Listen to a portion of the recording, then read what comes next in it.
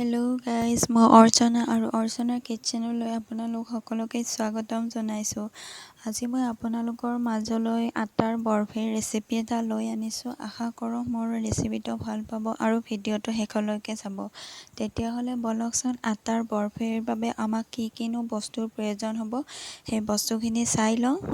তাৰ বাবে আমাক প্ৰয়োজন হ'ব আন্দাজমতে আটা আৰু ঘি, চেনি আৰু ইলাচি দুটামান আৰু মন পচন্দৰ ড্ৰাই ফ্ৰুটছ। আৰু লগতে লাগিব অকণমান গাখীৰ, সেয়া লিকুইড গাখীৰো হ'ব পাৰে বা শুকান এভৰিডে গাখীৰো হ'ব পাৰে।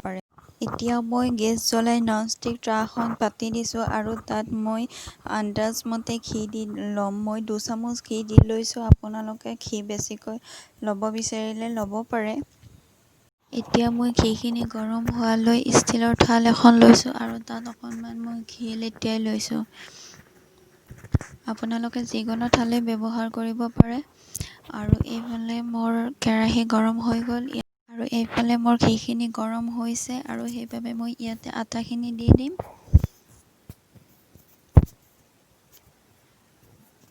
মই ডাঙৰ চামুচেৰে 4 চামুচ আটা লৈছিলোঁ আৰু সেইখিনি মই গোটেইখিনিয়ে দি দিলোঁ।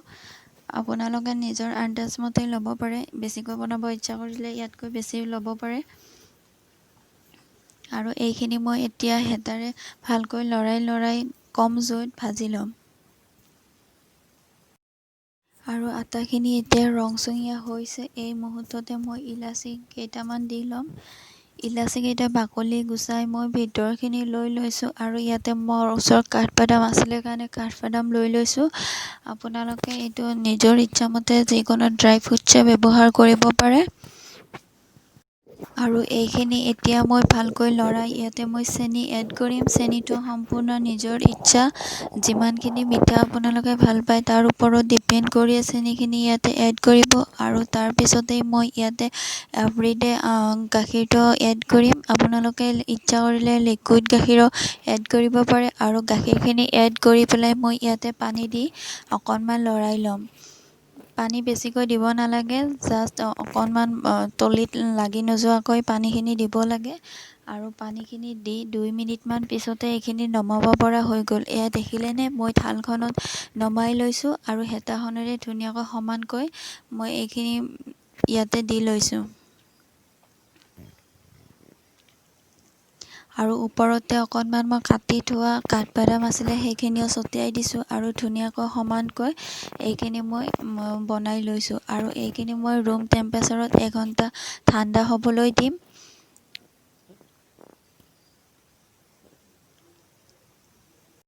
আৰু 1 ঘণ্টা পিছত নৰ্মেল ৰুম প্ৰেছাৰত ঠাণ্ডা হোৱাৰ পিছতে মই এইখিনি ধুনীয়াকৈ কাটি ল'ম বৰফি আকাৰত। আপোনালোকে যিকোনো আকাৰেই দিব পাৰে। মই সমানকৈ 4-কোণীয়াকৈ বৰফি আকাৰত কাটি লৈছোঁ আৰু ধুনীয়াকৈ দেখিছেনে, এটা এটাকৈ ওলাই পৰিছে। এয়া দেখিবলৈও ধুনীয়া লাগিছে।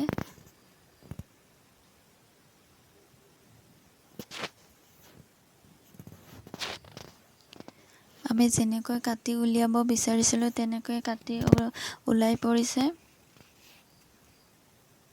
আৰু এয়া দেখিলেনে, আমাৰ আটাৰ বৰফি ৰেডি হৈ গ'ল। আশা কৰিলোঁ আপোনালোকে আজি মোৰ এই ভিডিঅ'টো ভাল পালে আৰু সম্পূৰ্ণকৈ চালে। যদি মোৰ এই ভিডিঅ'টো ভাল লাগিছে তেতিয়াহ'লে মোৰ ভিডিঅ'টোত এটা লাইক কৰিব আৰু কমেণ্ট বক্সত গৈ কমেণ্ট কৰি জনাব মোৰ এই আটাৰ বৰফিৰ ভিডিঅ'টো কেনেকুৱা লাগিলে। আৰু যদি আপোনালোকে ভাবে মোৰ ভিডিঅ'টো শ্বেয়াৰ কৰিব পাৰি তেনেহ'লে শ্বেয়াৰ কৰিব আৰু মোৰ চেনেলটো ছাবস্ক্ৰাইব কৰি ল'ব। ধন্যবাদ।